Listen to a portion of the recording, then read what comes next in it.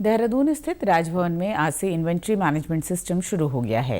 राज्यपाल गुरमीत सिंह ने इस प्रणाली का उद्घाटन किया। इस दौरान आर्टिफिशियल इंटेलिजेंस विषय पर कार्यशाला का भी आयोजन किया गया। इस मौके पर राज्यपाल गुरमीत सिंह ने कहा कि राजभवन में इन्वेंट्री मैनेजमेंट सिस्टम शुरू होने से राजभवन के तमाम सामानों और कार्य प्रबंधन को QR कोड से जोड़ दिया गया है।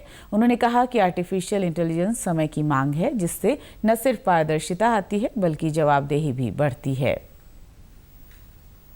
आज राजभवन के अंदर में आर्टिफिशियल इंटेलिजेंस की राह के ऊपर में दो बड़े कार्यक्रम किए गए। सबसे पहले तो QR कोडिंग का था, जिसके साथ में राजभवन नैनीताल और राजभवन देहरादून के तमाम जितने भी आइटम्स हैं उनको QR कोडिंग किया है और उनको एक बहुत ही सुंदर मोबाइल एप्लीकेशन के साथ जोड़ा है। दूसरा, जितना भी राजभवन का कार्यक्रम है इसको आर्टिफिशियल इंटेलिजेंस यानी कि ERP और उन सॉफ्टवेयर एप्लीकेशन के साथ में जोड़ा गया है, ताकि पूरा जो प्रबंधन है, मैनेजमेंट है, कार्य है, उनको AI के लूप में किस प्रकार लिया जाए।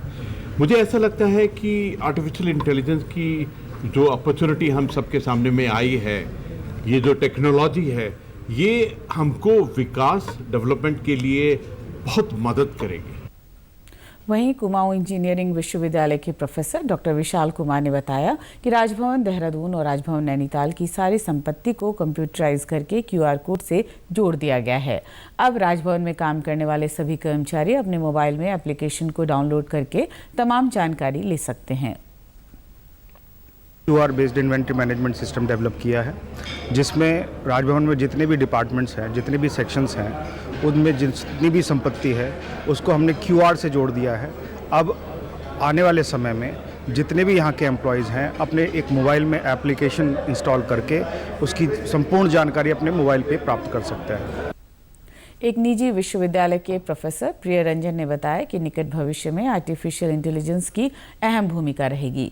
उन्होंने कहा कि खेती और उद्योगों में मानव श्रम की कमी को दूर करने के लिए भी आर्टिफिशियल इंटेलिजेंस का प्रयोग किया जा सकेगा। हम आर्टिफिशियल इंटेलिजेंस को कैसे अडॉप्ट करें, जो नई नई तकनीकें हैं, जो नई नई चीज़ें हैं, उसको हम व्यवहार में कैसे लाएं। सिर्फ थ्योरेटिकल बात करने से हमारी बात नहीं बनने वाली है।